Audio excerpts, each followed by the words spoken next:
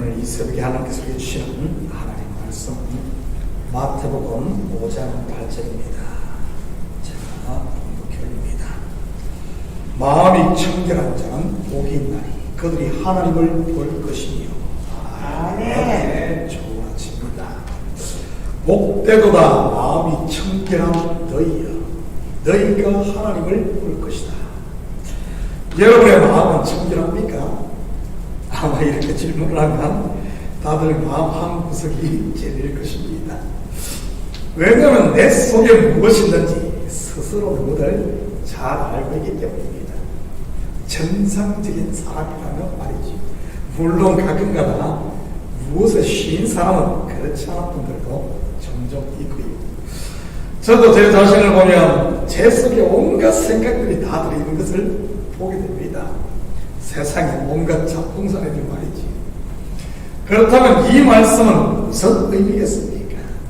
여러분, 어떤 마음의 상태가 청결한 상태입니까? 아무 생각이 없이 텅 빈 것이 청결한 것입니까? 그러려면 바보가 되어야지 하지 않겠어요?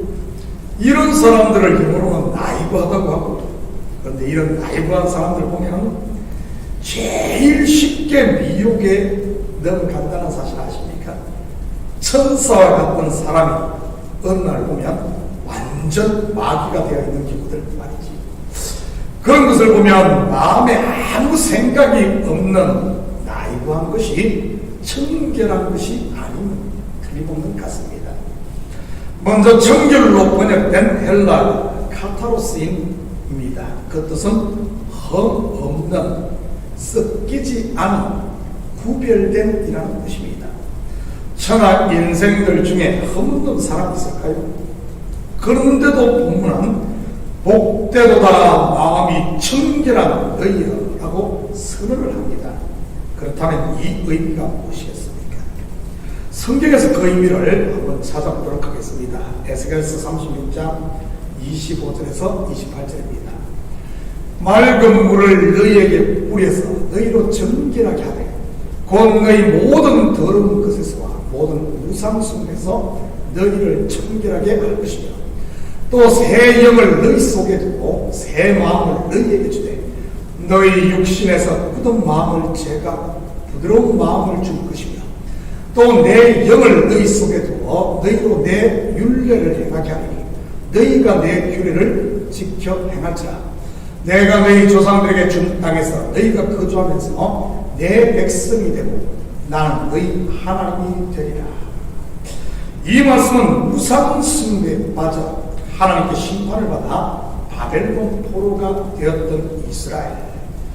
70년의 복역이 끝나면 하나님께서 그들을 다시 고토로 돌아가게 정결케 하신다는 이야기입니다. 그런데 이 일을 누가 하신다는 말씀입니까? 바로 하나님께서 하신다는 것입니다. 맑은 물을 뿌려 정결케 하고 새 영을 주어 그들의 마음을 부드럽게 할 뿐만 아니라 마음을 새롭게 하는 것 말입니다. 지금 저와 여러분이 그 주인공임을 믿으시기 바랍니다. 왜냐하면 에스겔 선지자의 예언은 1차적으로는 바벨론 포로에서 돌아온 이스라엘을 말하지만 궁극적으로는 죄와 사망에 매였던 인생이 예수 그리스도의 보혈의 피 공로로 죽게 돌아올 것을 말하고 있는 것이니까요. 바로 성도인 우리를 말하는 것 말입니다. 여러분 속에 새 영, 곧 성령이 있음을 믿으시기 바랍니다. 맑은 물이 뿌려져 정결케 되었음을 믿으시기 바랍니다. 이것을 죄사함 또는 거듭남이라고 하는 것이에요. 돌아온 탕자 비위에서 집을 떠났던 둘째 아들, 말 그대로 만신창이가 되지 않았습니까? 몸과 마음, 그 영혼까지 말이지. 그런데 그가 아버지 품에 안기자 어떻게 됩니까? 가락지가 손가락에 끼워지고 새 옷이 입혀지고 새 신이 신겨집니다. 인간적인 관점에서 보면 어떻습니까? 그런다고 더러워졌던 몸과 마음, 영혼이 씻겨지나 할 겁니다. 그런데 어떻습니까? 아버지가 그를 덥석 품고 그를 알아버립니다. 아들로 말이지. 아버지가 그렇게 하는데 누가 뭐라고 할 수 있겠습니까? 여러분, 하나님이 우리에게 죄 없다고 하는데 누가 잔소리를 할 수 있겠습니까? 법정에서 재판장이 무죄라고 선언하면 무죄인 것입니다. 아무리 검사가 유죄라고 우겨도 방청객들이 떠들어도 심지어 언론이 난리를 쳐도 소용이 없는 겁니다. 복되도다 마음이 청결한 너희여. 이것은 세상을 향한, 우리를 향한 하나님의 선포인 것입니다. 그러니 사단이 뭐라고 귀에 속삭인다고? 여러분, 더 이상 그런 소리에 귀 기울이지 마시기 바랍니다. 사단은 어떻게 합니까? 어떻게든 죄 있다고 우기며 참소하지 않습니까? 멀쩡한 사람도 죄인으로 만드니까요.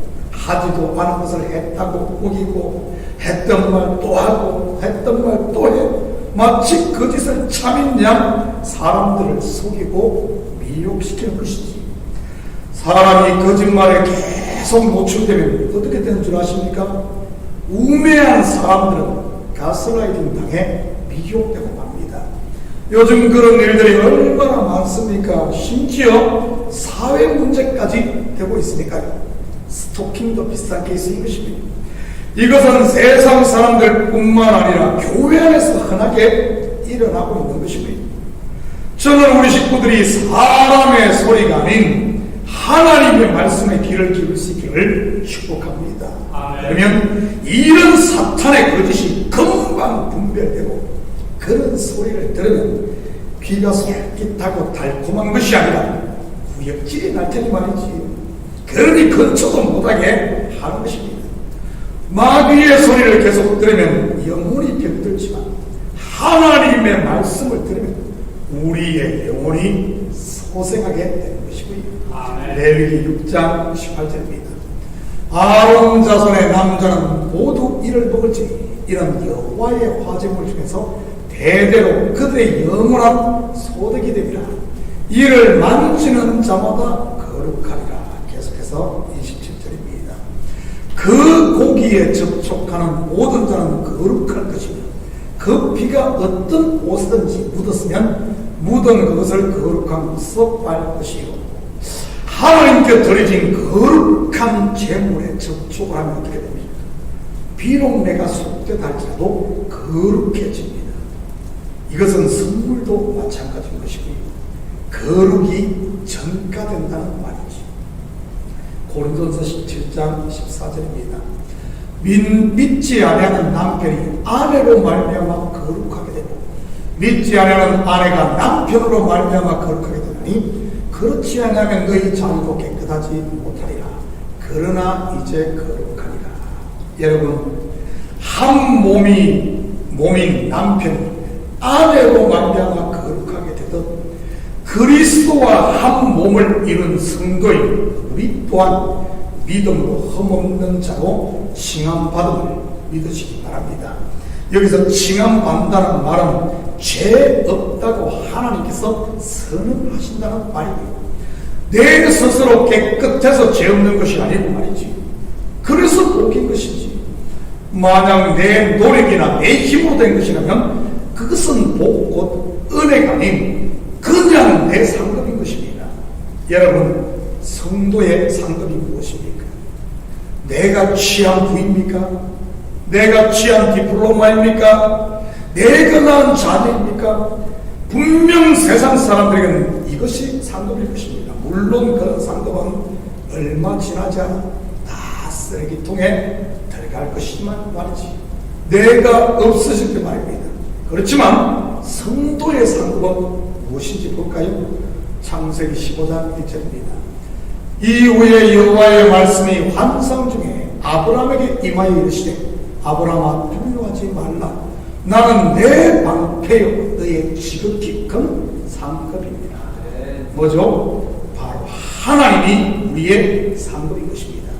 성도가 왜 청결한 자인지 한 군데만 더 보도록 하지. 로마서 11장 16절에서 18절입니다. 제사는 처음 익은 곡식 가루가 거룩한 적, 뜻덩이도 거룩하고 뿌리가 거룩한 적 가지도 그러니라.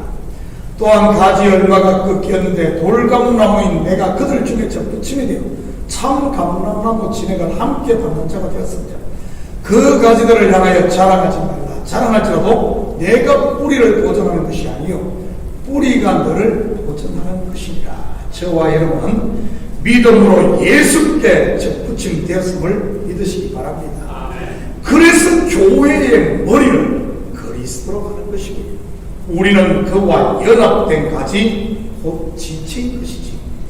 뿌리가 거룩하니 가지도 거룩하고 머리가 흠 없는 분이시니 그에 연결된 저와 여러분도 흠 없는 자인 것입니다.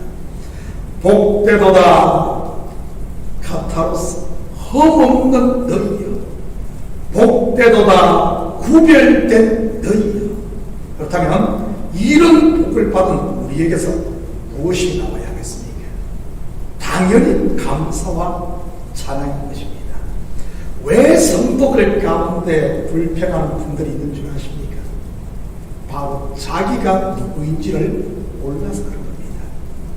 자기 아이덴티티를 몰라서 말이지. 복되도다 마음이 청결한 너희를 안다면 불평의 불자만 나와도 부끄러워하게 되는 것입니다. 그러한 불평들 언제 했던 것들입니까? 바로 마귀에게 종로로 달했던 것들입니다. 그러니 성도는 불평이 나오려고 하면 오호라 나는 공고한 사람이로다 외치며 십자가 앞에 엎드리게 되는 것이지. 너희가 하나님을 볼 것이요. 무슨 말입니까? 산타 할아버지처럼 생긴 하나님을 눈으로 본다는 말일까요? 저도 초신자일 때는 하나님 한번 보게 해달라고 많이 뺐었습니다. 하나님 받겠습니까? 못 받겠습니까? 아마 제가 하나님을 봤다면 이 창조에 있지 않을 겁니다. 어디 교주가 되어 있든지 아니면 산신령이 되어 있겠지. 여기서 하나님을 본다는 말은 그런 의미가 아니라 하나님의 말씀을 진리로 받는다는 말이에요. 하나님의 임재 속에 들어간다는 말이에요. 하나님을 아바 아버지라 부르며 이 앞에 담이 없이 그분 앞에 나간다는 말이에요. 더 나아가 미래적으로는 하나님을 대면한다는 말입니다. 물론 그때는 우리의 육을 벗고 영과 영으로 말이지. 여러분 율법 아래 있을 때는 하나님의 말씀을 어떻게 받았습니까? 말 그대로 명령으로 받았기에 두려움으로 받았습니다. 그렇지만 그리스도와 연합된 마음인 청결한 성도는 두려움이 아닌 은혜로 받는 것입니다.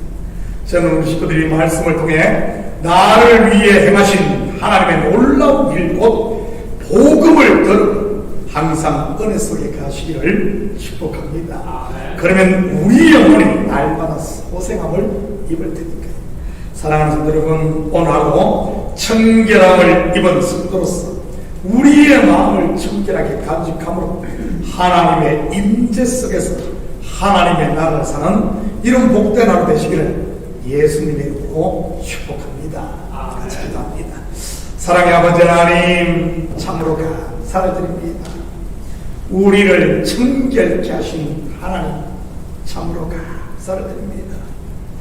처음 드린 제사 곡식 가루가 거룩한 적, 아버지도 아버지도 거룩하며 우리가 거룩한 적, 그와 연합된 가지도 거룩한 이 비밀을 알게 하여 주시옵소서. 교회의 머리인 그리스도가 거룩하니 그와 연합된 우리도 거룩함을 알아. 이제는 아버지는 세상이 아버지랑 뭐라고 하든 마귀가 뭐라고 속삭이든 그 소리에 속지 않고 청결한 자로서 청결한 삶을 사는 저희들 되게 도와주시옵소서. 오늘도 그리스도 안에서 이 은혜를 마음껏 누리며 아버지 하나님 예수 그리스도의 오심 성탄 주간에 이 기쁨을 누리며 살게 도와주시옵소서. 감사드리며 예수님의 이름으로 기도드립니다.